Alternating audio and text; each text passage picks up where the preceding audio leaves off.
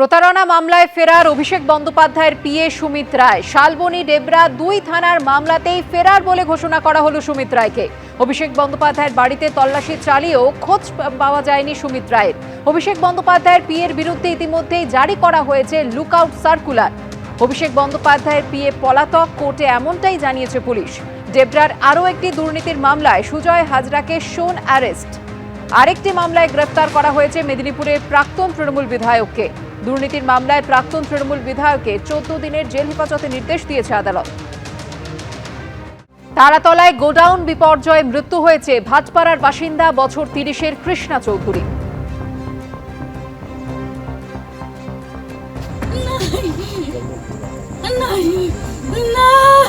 ठीक है चाची, ठीक है, लड़का ठीक है आपका?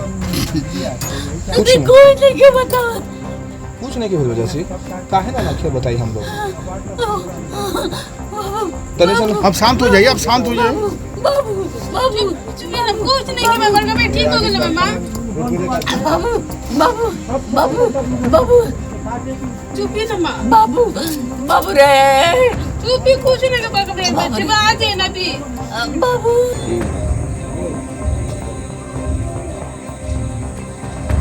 नहीं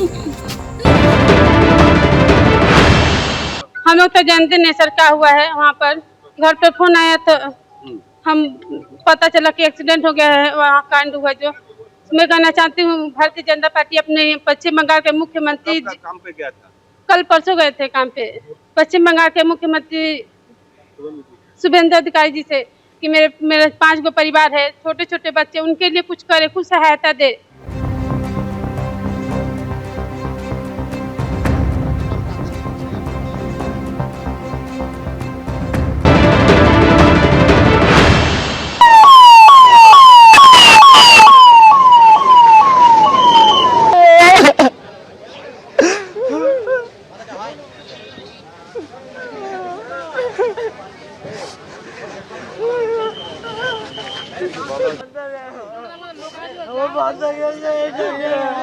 এই অ্যাম্বুলেন্সটা কোথায় যাচ্ছে? এটা আমার দাদা যাচ্ছে মনে হয়। এটা আমার দাদা এই গাড়িটা আমার দাদা।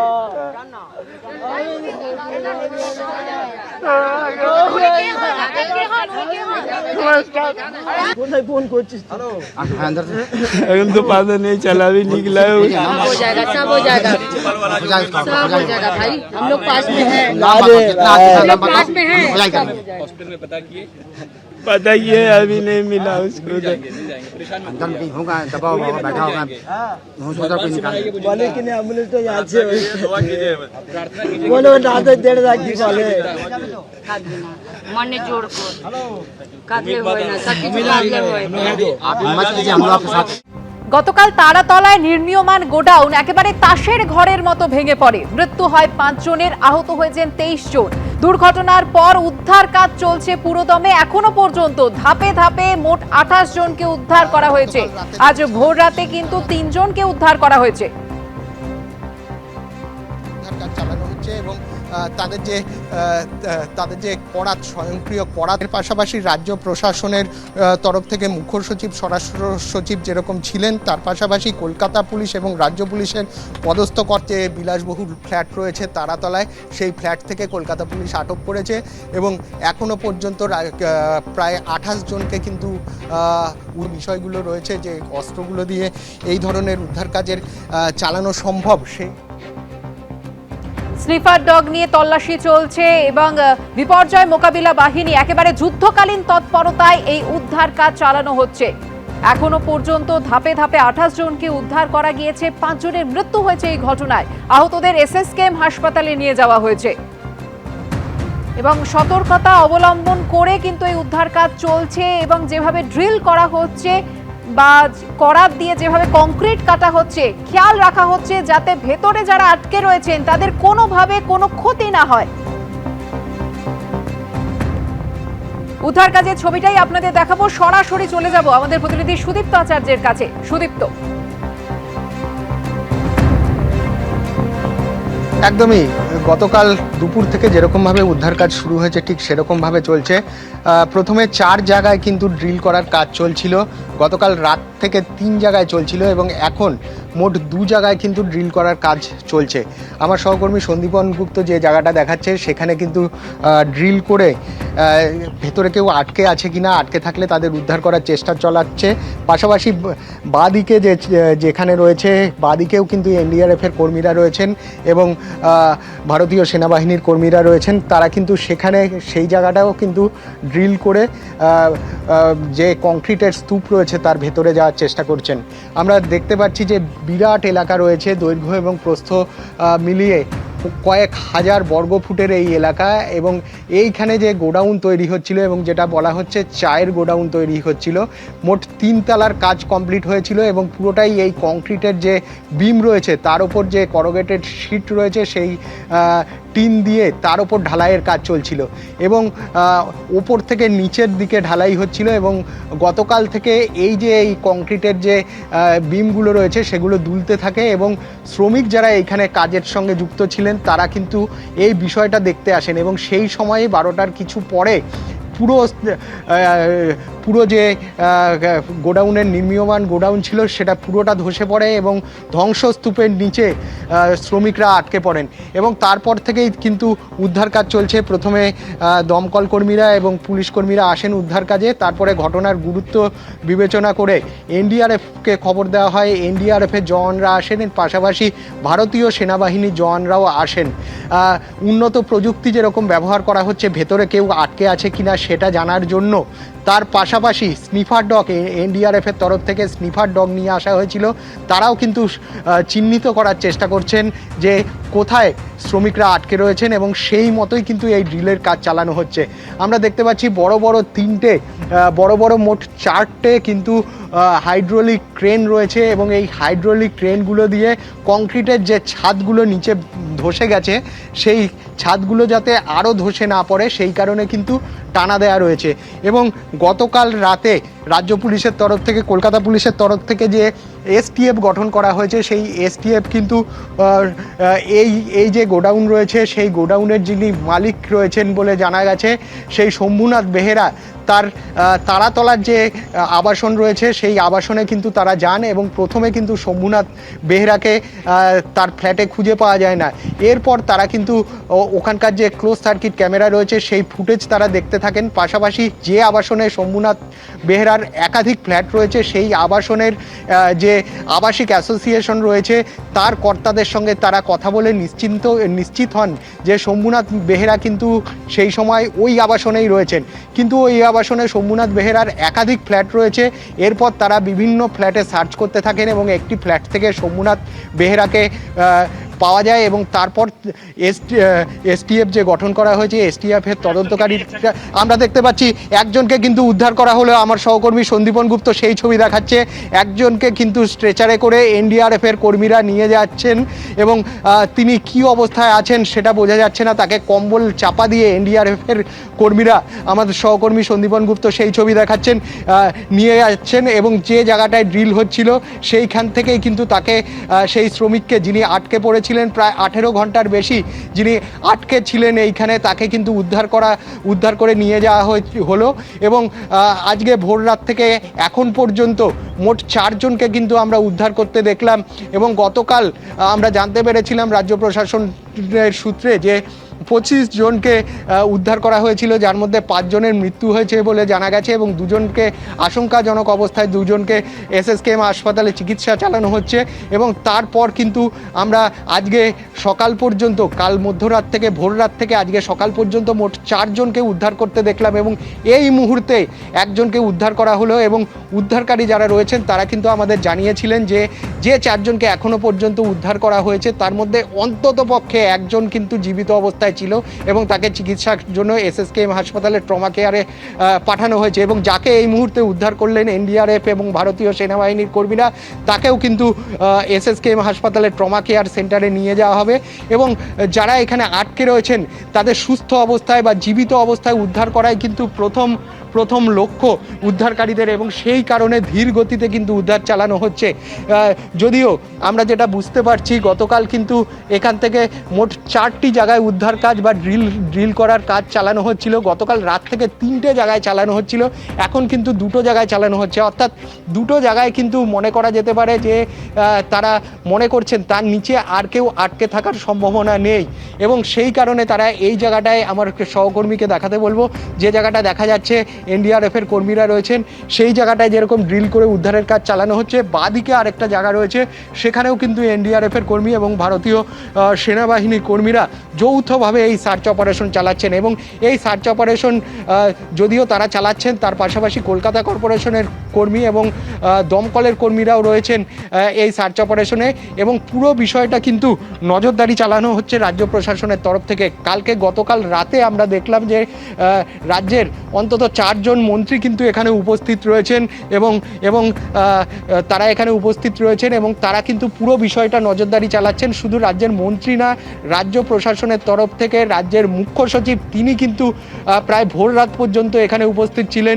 রাজ্যের মুখ্য সচিব তিনিও কিন্তু প্রায় ভোর রাত পর্যন্ত এখানে উপস্থিত ছিলেন, এবং রাজ্য পুলিশের এবং কলকাতা পুলিশের পদস্থ কর্তা তারাও কিন্তু প্রায় ভোর রাত অবধি ছিলেন। আমরা দেখেছি রাজ্যের মন্ত্রী অগ্নিমিত্রা পাল তিনি ছিলেন, পাশাপাশি রাজ্যের মন্ত্রী ইন্দ্রনীল খা তিনি ছিলেন, এবং দমকল মন্ত্রী কৌশিক চৌধুরী যেরকম ছিলেন, সেরকম রাতে কিন্তু ছুটে এসেছিলেন স্বাস্থ্যমন্ত্রী শারদত্ত মুখোপাধ্যায়, এবং তাদের নেতৃত্বে কিন্তু, এবং রাজ্য প্রশাসনের কর্তাদের কোঅর্ডিনেশনে এবং উদ্ধারকারী যে সংস্থাগুলো রয়েছে তাদের কর্তাদের কোঅর্ডিনেশনে কিন্তু এই উদ্ধার কাজ পরিচালনা হয়েছে প্রায় ভোর রাত পর্যন্ত। এবং এখানে কলকাতা পুলিশের একটা বাস রয়েছে, সেই বাসটাকে স্পেশাল কন্ট্রোল রুম বানানো হয়েছে রাজ্য প্রশাসনের তরফ থেকে, এবং সেখান থেকেই আমরা ভোর রাত পর্যন্ত দেখেছি রাজ্যের মুখ্য সচিব, স্বরাষ্ট্র সচিব সহ রাজ্যের একাধিক মন্ত্রী তারা কিন্তু এই উদ্ধার কাজের তদারকি চালিয়ে গেছেন, এবং যাতে সুষ্ঠুভাবে উদ্ধার করা যায়। যদি সময় লাগছে হয়তো কিছুটা বেশি, কিন্তু জীবিত অবস্থায় এবং সুস্থ অবস্থায় যাতে মানুষ যারা আটকে রয়েছে তাদের বের করা যায় সেই চেষ্টাই কিন্তু চালানো হচ্ছে, এবং প্রশাসনের তরফ থেকে মনে করা হচ্ছে পুরো উদ্ধার কাজ সম্পূর্ণ হতে কিন্তু আজকে দিন শেষ হয়ে যেতে পারে। সুদীপ্ত, তুমি আমাদের সঙ্গে থাকো, ছবি দেখাতে থাকো।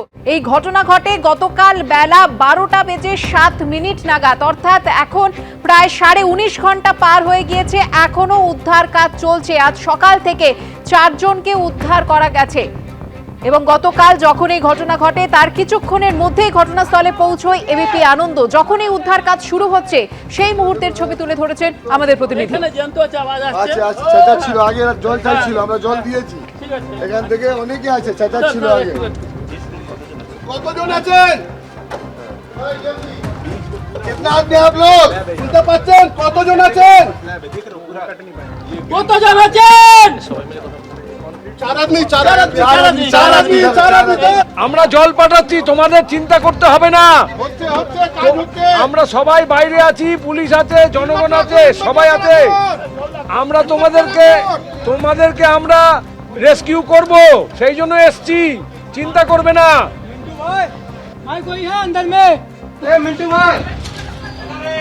মিন্টু ভাই আপনার পরিচিত ছিল আছেন? আওয়াজ শুনলে মিন্টু ভাই,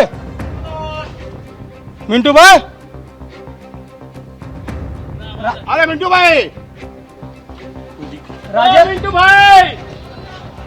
রাজেশ, মিন্টু ভাই नहीं কেউ আছো? কেউ আছো भैया? कोई है? कोई है भैया? कोई है तो आवाज दीजिए। তাসের ঘরের মতো গোডাউনটি ভেঙে পড়ে, নির্মীয়মান গোডাউনটি ঠিক এভাবেই ভেঙে পড়ে, এবং যারা পরিচিতরা, আত্মীয় পরিজনেরা তারা পৌঁছে যান, যারা নিচে চাপা পড়তে পারেন তাদের খোঁজ করতে। উদ্ধার কাজ তখন সবে শুরু হচ্ছে, এবং কিভাবে একের পর এক ব্যক্তি তারা আসছেন এবং তাদের পরিচিতদের নাম ধরে ডাকছেন যে তারা সেখানে রয়েছেন কিনা, তারা সুরক্ষিত রয়েছেন কিনা। তারপর একের পর এক মন্ত্রীরা আমলারা তারা ঘটনাস্থলে পৌঁছন। মুখ্যমন্ত্রী শুভেন্দু অধিকারী তিনি নিজে পৌঁছে যান ঘটনাস্থলে, সরেজমিনে খতিয়ে দেখেন পরিস্থিতি এবং সেই সঙ্গে রাজ্যের বাকি মন্ত্রীরা অগ্নিমিত্রা পাল, ইন্দ্রনীল খা, শারদ মুখোপাধ্যায় তারাও ঘটনাস্থলে যান। সারা রাত ধরে তারা উদ্ধার কাজের তদারকি করেন। মুখ্য সচিব, স্বরাষ্ট্র সচিব তারাও পৌঁছে যান ঘটনাস্থলে।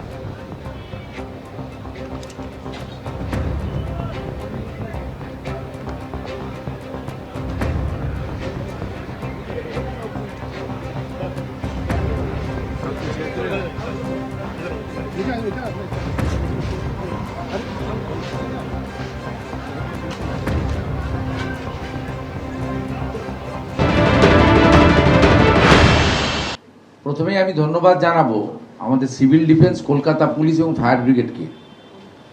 তারা যদি কুইক রেস্কিউ লোকাল লোকেদের নিয়ে না করতেন তাহলে এই মৃত্যুর সংখ্যাটা অনেক লম্বা হতো এবং অত্যন্ত একটা মর্মান্তিক ঘটনা আজকে কলকাতা তথা রাজ্যের ক্ষেত্রে হতো। আমরা ধন্যবাদ জানাবো আমাদের এই জোনের আর্মির যিনি দায়িত্বে আছেন এনডিআরএফের। আমার সঙ্গে 2:30 নাগাদ সিএসের যখন কথা হয় মাননীয় মুখ্য সচিবের, তখনই আমরা সিদ্ধান্ত নিই যে আর দেরি না করে আমরা আর্মিকে কল করব। প্রসেস কমপ্লিট হওয়ার আগেই তারা কিন্তু আর্মিকে এবং এনডিআরএফকে পাঠিয়ে দেন। 1 ঘন্টার মধ্যে তারা 3:15-20 থেকে পুরো রেস্কিউ অপারেশনে হাত লাগান। এই বিপর্যয়ের ঘটনায় মৃত্যু হয়েছে 5 জনের, আহত হয়েছেন 24 জন। আহতদের এসএসকেএম হাসপাতালে নিয়ে যাওয়া হয় এবং আহতদের সঙ্গে দেখা করতে এসএসকেএম হাসপাতালে পৌঁছে যান মুখ্যমন্ত্রী শুভেন্দু অধিকারী।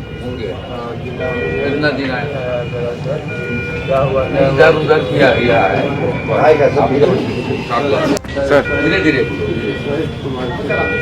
बिहार का कहाँ का रहने वाला होंगे इतना दिन आए उधर किया है धीरे धीरे बिहार का कहाँ का रहने वाला होंगे इतना दिन आए उधर किया है